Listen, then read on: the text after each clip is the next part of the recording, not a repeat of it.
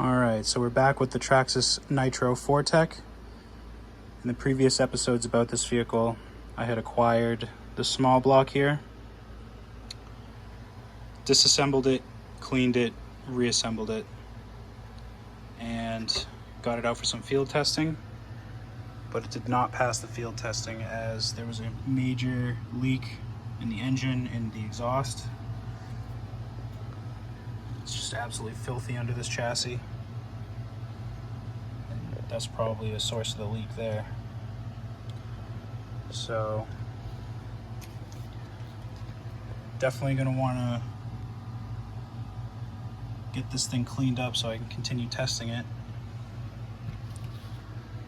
because it's not usable in this state right now. So before I get to these two, I'm definitely going to want to clean this one up.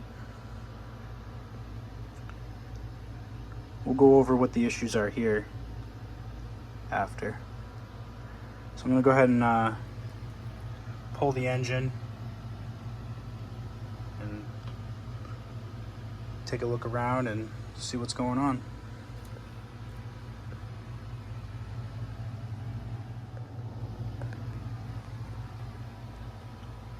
So this is just absolutely disgusting.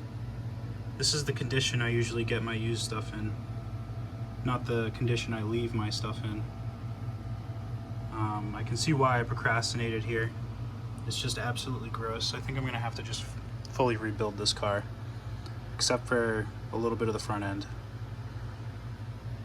You can just see how dirty it really is, and that's not cool. So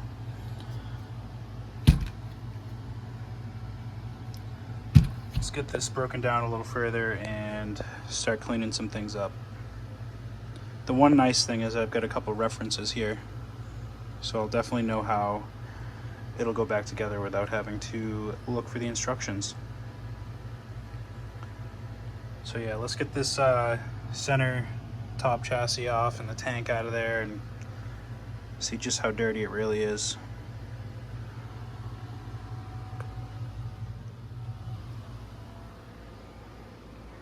So we've made some headway in the disassembly, but the way that the designers put this car together, they tied all the sections of the vehicle into each other. So it's not that easy to just take apart and work on certain pieces. You basically have to disassemble the whole thing to get to each component, like European cars. I guess that's a good way to say it. The way that Traxxas built the 4Tech was like the way that BMW and Audi builds their stuff. Everything behind everything, you have to disassemble the whole front end to get one part. So I would say now I understand why German engineer mechanics always have something to complain about, because this falls into that category. So in order to get a little bit of the rear end clean, I'm going to have to disassemble the whole thing. So I'm just going to finish pulling the rear off this. I'll clean the chassis and some of the other upper components, and then get those reinstalled so that way we have a roller again. I'm definitely not going to use this exhaust. That's just a invitation for this mess again. And I'm not going to use this engine because I'm not sure exactly where things leaked. Definitely came off the flywheel. You can see that from inside the body, on the roof, and on the rear windshield. So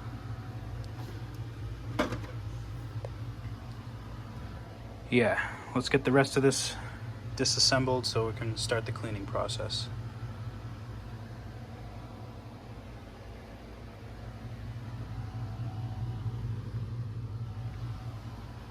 So this was absolutely filthy.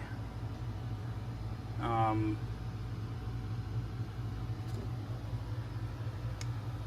wonder what this stuff that corroded the anodization was, because I know I spill nitro on stuff and I've never had discoloration or like any sort of corrosion like this.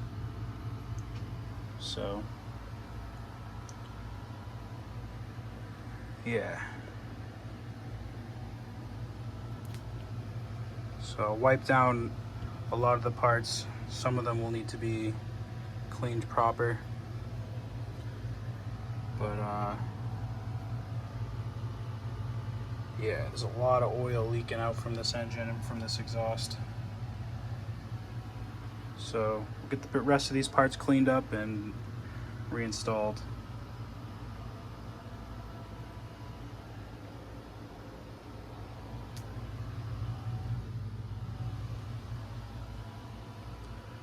Got it further broken down.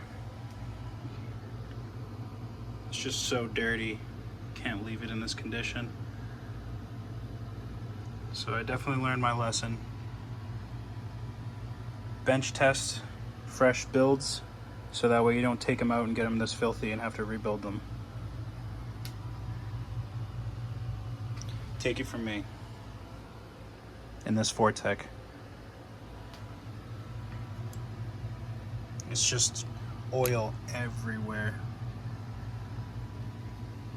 So we'll get these parts cleaned up and basically have a fresh rebuild, minus a pipe and minus an engine.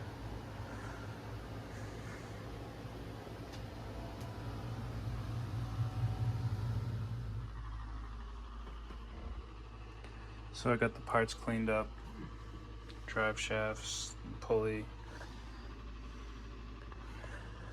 the rear bulkhead, the servo mount, and it's cleaned up. So I was just noticing that this is a little floppy here. So when looking at both of these, I noticed that this one doesn't have anything there, but this does have some sort of washer to keep the pulley to the end of the shaft so that this plate isn't loose. So I don't really have anything, but when I was trying to find some nylon washers to fill that void there, I found this washer here. It's metal and it fits on the shaft, so I think that this will be able to solve that issue. And who knows, perhaps at one point this came from that and I didn't notice, I don't know. But yeah, I think this is going to be the right size to fill that. And unfortunately, I didn't remember when I was rebuilding it last time if I did. It has the old style of the yokes, so I just figured I'd let you know that that's what this tool is for. If you've seen this stuff with your Traxxas stuff, it's to take apart the drive shafts. So it goes in between like that, and you pry it out one side of the pin at a time, and you can use it to reinstall as well. So that's what that is. But yeah, so I'm gonna go ahead and try to put this spacer here, see how that works out, and then get this stuff reinstalled, and then see what I'm gonna do about an alternative for an engine.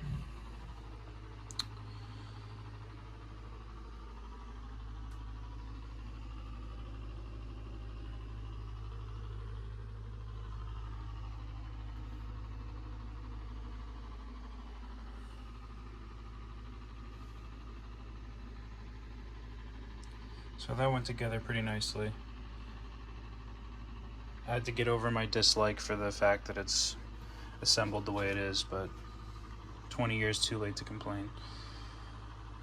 The one thing I wish they did think about though was how the Rustler Stampede Slash has that cross member here that goes from the transmission to the center chassis.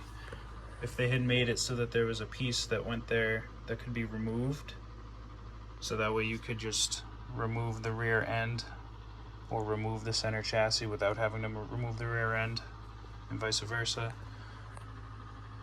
that would have been really nice. But again, a little late. So yeah, now that this is back together, looking nice and clean, I've got to try to source an engine for it, something that's going to fit. Really the only thing I think is going to fit, because of the way that this is designed, is going to be another Traxxas engine or an OS. I don't think anything else will fit, but yeah, so this is in good standing. I did all the work on this a while back. It's a little dirty. I remember where things are on it, but I really haven't looked into this. I got it, I ran it once, and then I took the engine out of it to put in my JATO. So it's been collecting dust, for lack of a better term, and I didn't do any of the work on it. Like I said, it's got all these countersunk screws. So I think I might do a disassembly on this one to get started next, just so that way I know where this one stands and know what needs to be worked on. Oh yeah, in regards to this space here, I ended up going with the nylon washers. This didn't fit at first when I tried to put the pin on, but now that the nylon washers are there, it fits in there nicely. So I'll keep this set aside and maybe use it in this one, or save it for another potential space needed in another transmission down the line. So yeah, we'll see what I got for engines, and we'll start getting this one broken down.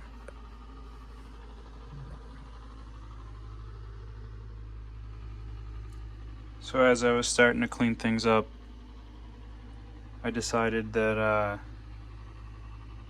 it makes less sense to start with this one. There may be things that I need to order that I don't have for these. So I know the only thing I really need to replace on this one is the top chassis, which I already have. I've already done all the work for this one, so I think that's the route I'm gonna go. I thought it was pretty smart that I relocated the receiver to the space above the switch mount. Obviously I relocated the switch too, so that's gonna go back to stock. I'm alright with that. I wish I didn't hack this up. If I had known that these were gonna be much harder to find in the future, I would definitely not have hacked it up. So yeah, definitely be able to get this one going much sooner than this one. I don't even remember where the engine mount is, so keep that for reference. Go ahead and get started on this one, and then when I go find the tank for it, I'll find an engine for this. It's going to be an OS 18 or a different Traxxas 15, unless I find something else that fits. So that's what we're gonna do.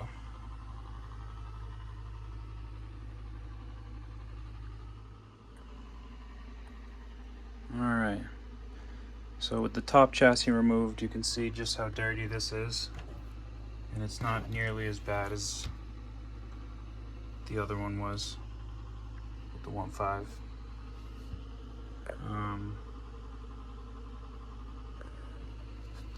So I think I'm just gonna wipe things down. I'll take this off, and I'll probably take the servo off and wipe the chassis down, but to remove all of this, Well, let's see. You know what? I'm gonna remove all the stuff and just kind of clean it off, wipe it down, just put it back on, and I'll find the tank, get everything refastened, and it'll be nice and clean. Since I've got it apart this much, I may as well, you know, really clean it, especially with this new chassis going on. You can see just how much I hacked it up. And cut this piece off too. Again, I wish I didn't do that, but I had put the Savage tank in there. That's why those holes are drilled. So get this chassis back together.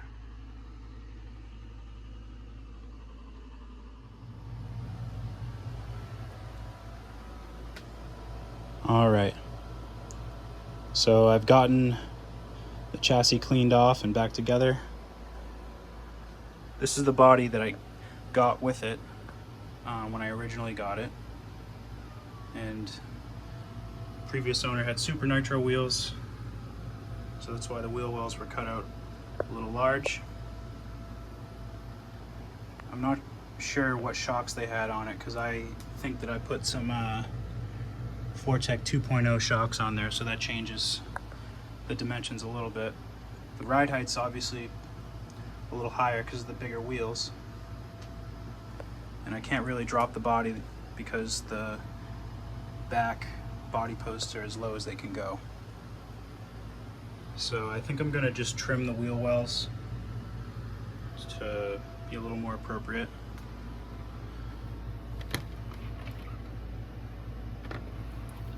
And I mean, just like trim the bottom so these corners aren't like that. I'm gonna leave the rest of it. I'll just make sure that there's no body rubs, and that looks kind of awkward anyway. I'm gonna continue to run this body just because it came with the car, so until it breaks, that's what I'll run on it. Got the green wheel nuts to match, and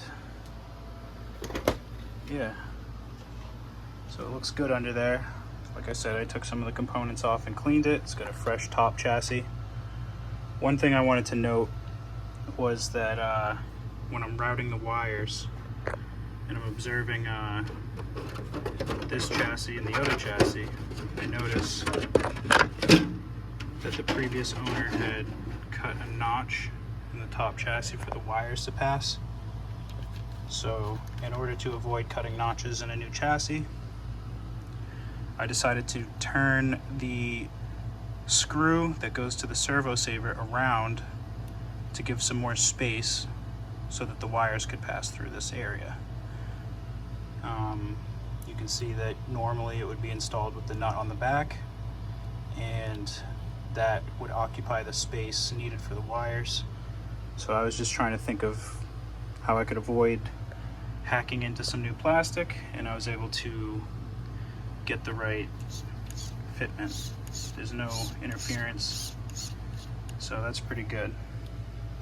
And you can see that there's interference there, so that's why the previous owner cut the notch. So that's where these things stand as of now.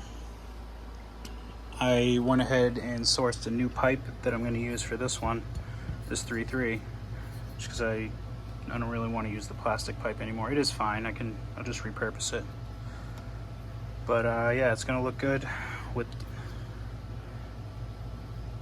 the new pipe in there.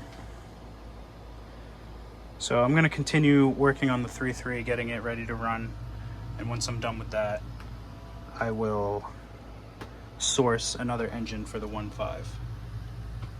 Real quick before I forget, I did notice on the 3.3 that it had the same size pulley on both sides of the pulley block in the front, and on the 1.5 it has a smaller pulley on the other side of the pulley block.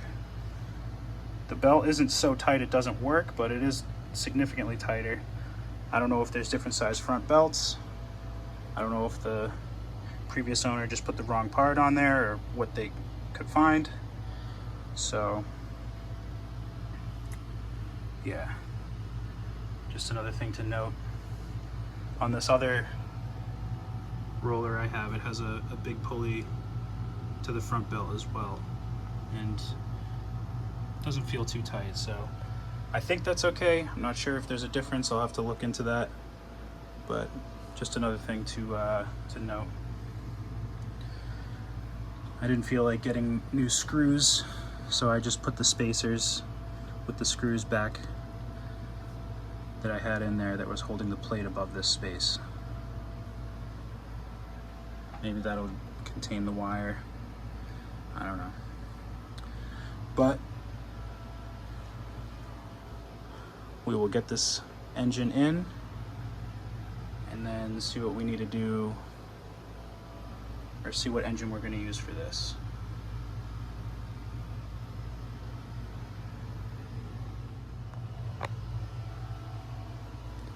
All right, so I wasn't able to use the blue pipe like I initially planned. The receiver plate mount is in the way, and because it's oval, it just doesn't fit in that space underneath the receiver. And because the chassis shape, it just interferes at this this angle here. So this just unfortunately doesn't fit in that space. But that's all right. The stock pipe is fine. So that's that. Let's see how the body looks. Hold on, there we go. It's not a perfect fit, but that's all right. Certainly looks a lot better than it did.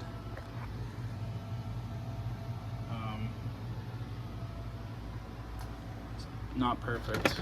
Like I said, I need to get lower shocks in order to make the ride height look good. But when it's when the suspension is compressed, you can see that it fits in there. So some shorter shocks should fix that. So that's good. So I'm going to do some bench testing with this and see if it's worthy for field testing, and if it is, I'll take it out. I think I'm going to hold off on this Pontiac for now, just for the sake of time. So yeah, let's see if this thing starts up.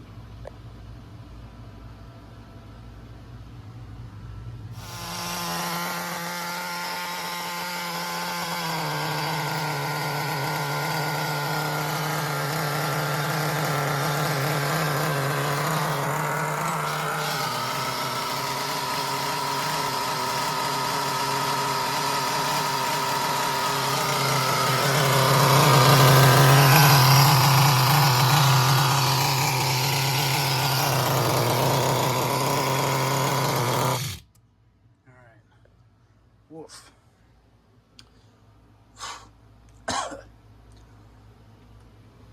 Filled up with smoke in here. Ugh. So,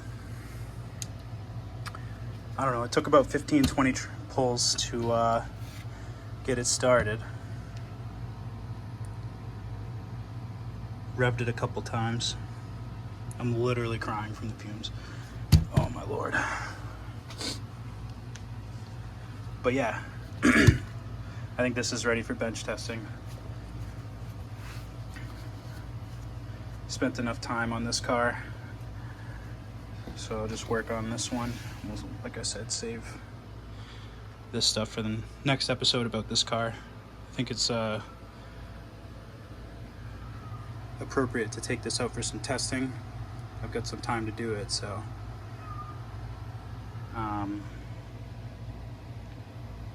let's see how this does.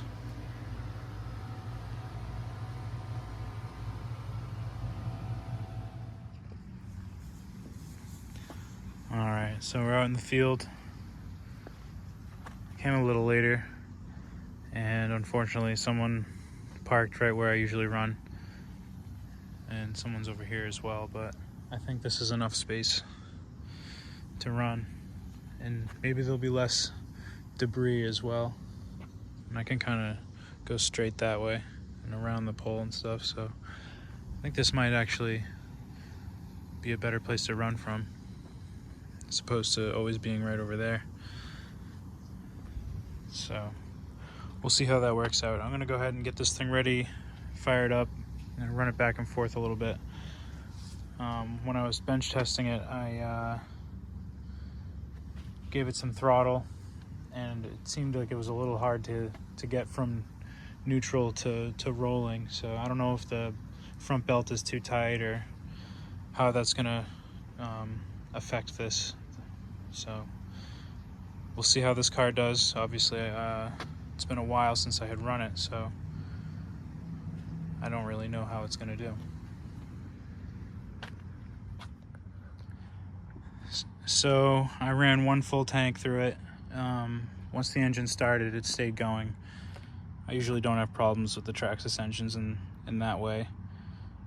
I could mess with the idle a little bit, probably turn it out to turn it down. And I gotta say that the steering is very, very bad. I think that's just because the servo I have isn't that responsive. It's not strong enough for what this car needs. The car is very stable. These wheels are good. It's a good thing that I have them on there, because the higher ride height, I ended up running over the storm drain right there, just because it's kind of hard to tell from this new area. And unfortunately, just beyond this pole, just out of my view, there was a pizza in a pizza box that I just barely saw, and it got caught on one of the front wheels. I'm doing donuts over there, stuck. Fucking pizza. Ridiculous, these people, man. But yeah, so I wasn't really impressed. We'll let the engine cool down for a little bit, and then I'll start it back up and show you how bad it drives, and then yeah, we'll see. It's pretty clean under there. Unlike the other 1.5, that thing got disgusting.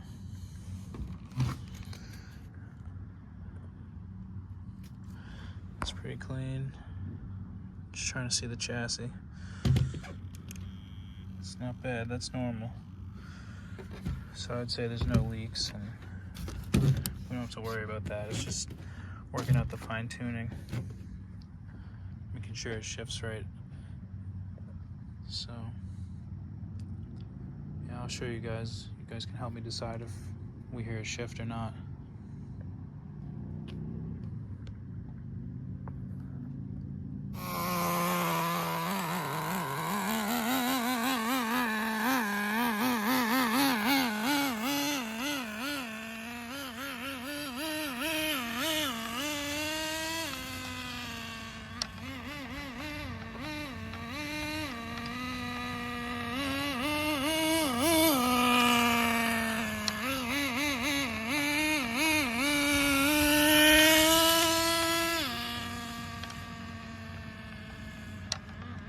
Pretty quick, but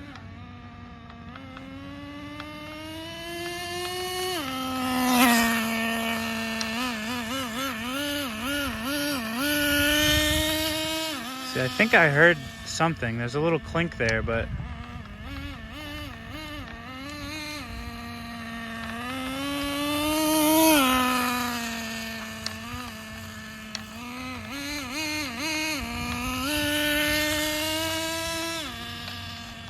I didn't hear anything that time, but yeah.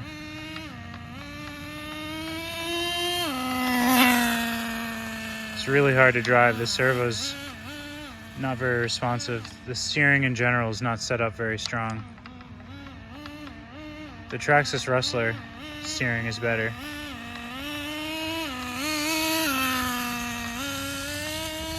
Yeah, I heard a clink there, like it was wanted to shift.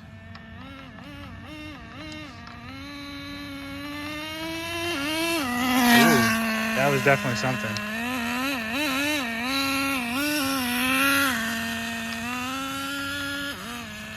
What? Again, I don't know the baseline here, so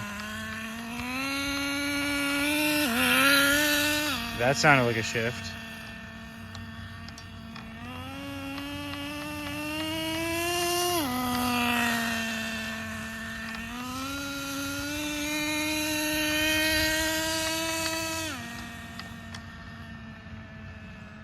So I can't tell.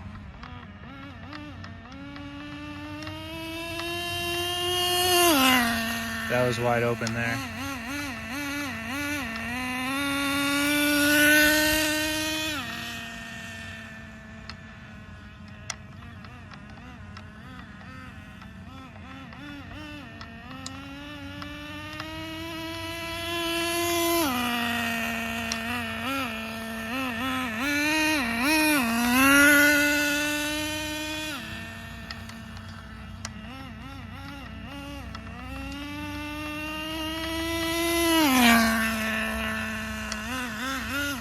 It drives good. I just can't tell if it's shifting, and the engine definitely needs to be tuned. This has been sitting for quite some time. Definitely, again, about 2 years, maybe 3 or 4. I've been into this about 10 years now. It's crazy to think about. Got that T-Max back in 2015, February.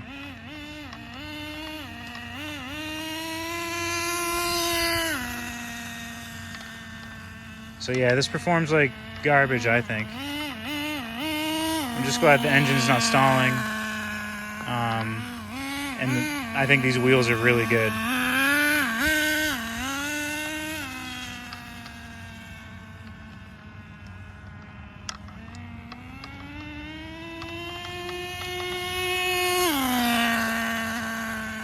The brakes perform well. So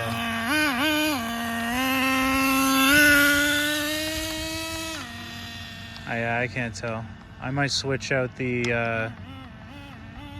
2-speed clutch from the third Cortex, because I'm going to switch the servo out, put a new steering servo in here. So we'll see.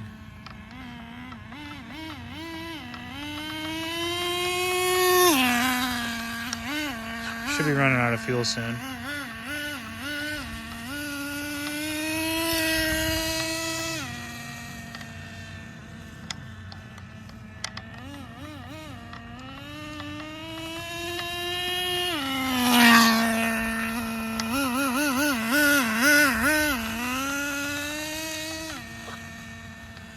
Yeah, I can't tell.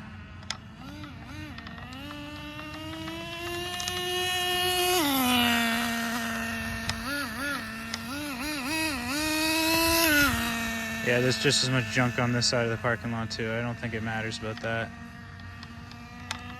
I don't like driving over here.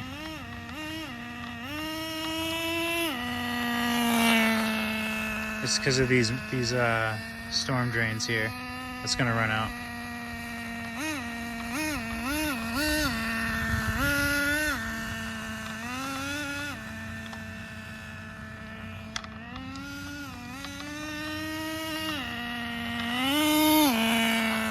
Ooh, here, see? Friggin' nips.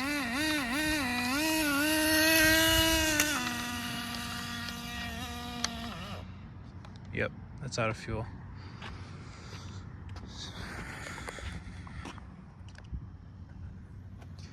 So, needless to say, I think this thing does not perform well, but I know the baseline now, and I know what needs to be improved upon. Definitely need to figure out what's going on with that 2-speed clutch, and the engine could stand to be tuned proper. I don't remember where the engine came from. Maybe it came from an old team. I really don't remember where I left off here. So that's why I wanted to just like reestablish a baseline with this car, as well as the 1.5, just because it was so gross. And yeah, so this is actually pretty clean. Let's see if I can you know, there's no gunk around the rear plate, and doesn't look like there's anything much under the flywheel, which is good news. So we've got a clean, functioning Fortec 3.3 and a pending small block Fortec. So that's pretty good. I think I'm not going to run another tank just because it's not worth trying to chase anything at this time. Just I don't have quite enough time to, or fuel to get this thing proper. And I definitely want to change out that steering servo. It's complete garbage. It might work as a throttle servo for an older car, but for this, you definitely want to have some nicer servos. Especially since it's so hard to source parts for. You don't want to have a failure while you're driving. So yeah, that's a wrap. It's scraping the drag up there, and then through time, it's going to give it a gap, and then it's going to start. I think this is like the second live I've ever tuned into. One was Dimitri Nitro Gang. Say that too fast? Oh, man. I've been seeing this guy a lot, so I just figured I'd tune in some other cool people in here. So yeah, this thing needs some work. Definitely going to replace the servo and look at the 2-speed clutch. This one I got to find an engine for, so we'll focus on those two things on the next episode. And then once we get these two cars in working order, we can move on to this third one here. So it's pretty cool to have progress like that. I'm looking forward to using this. I might have to pick up another one or two of these just for parts. Try to find one in the lowest price range in the best condition, which is kind of hard to do because when they're cheap, they're really bad. I mean, you saw the corrosion on that chassis, so basically we'll be ready for it. So thanks for tuning in, and we will see you in the next one.